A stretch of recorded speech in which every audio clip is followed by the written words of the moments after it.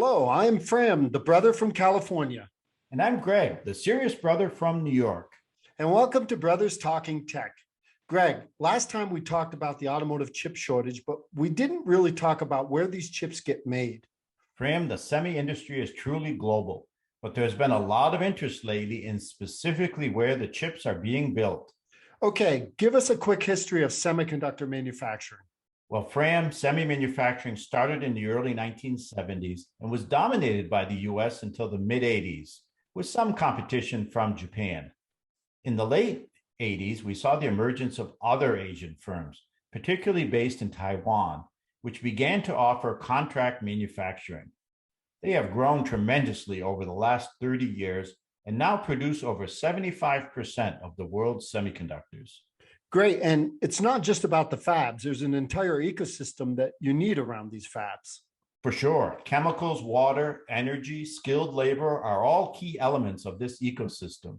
The growth of semi-manufacturing in Asia has driven an extensive support network of suppliers and academic programs. Not to mention the supply chain. A lot of the steps after the chips, like testing, packaging, and the next level of assembly at the customers, have all developed in close proximity to the fab locations in Asia. Yes, good point. So it's not just about the 15 to $20 billion for building the fab that you mentioned last time. Aren't you impressed how your younger brother remembered those figures? Yes, miracles never cease. Okay. So there is a critical ecosystem player, semiconductor equipment manufacturers. Equipment used to build semiconductors is very complex and very expensive. In fact, the bulk of the 15 to $20 billion is made up of buying this complex equipment. And it's going through a bit of transition, correct? Yes, as manufacturing processes become more advanced, the processes used to define ever-shrinking features are becoming even more complex. This is especially true for the most critical of these processes, photolithography. Slow down. Photo what? Photolithography is the use of light to produce a pattern on the silicon wafer. These patterns are the translation of the electrical circuit design into the physical chip being manufactured. The laws of physics tell us that the ability to produce a pattern with light is directly related to the wavelength of the light.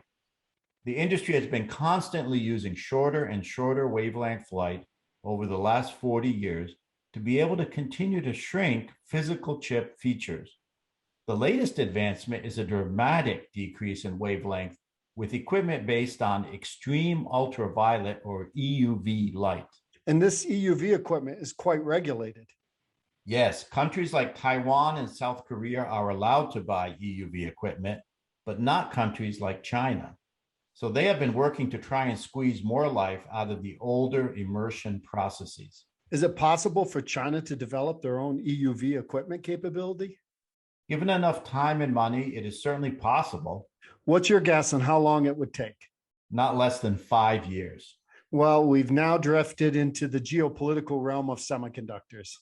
Well, you touched on this last time. Semiconductors are going into some critical areas for countries like defense, artificial intelligence, and infrastructure for next generation communications like 5G. Wow, I didn't think you listened to anything I tell you.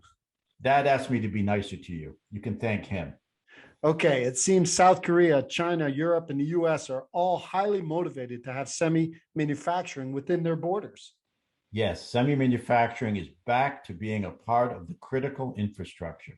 Okay, so let's focus on the US for a moment. Some semi-manufacturing is done here, but what are the challenges to building more chips here? We've covered some of the key challenges, namely investment, ecosystem, and downstream supply chain. There are federal and state programs which are aimed at providing incentives for companies to increase manufacturing investment in the United States.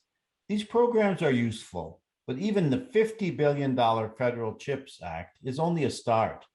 Asian investment in semi-manufacturing is already forecasted at over $300 billion. The US will need a continued focus and investment to meaningfully increase their current 12% share of semiconductor manufacturing.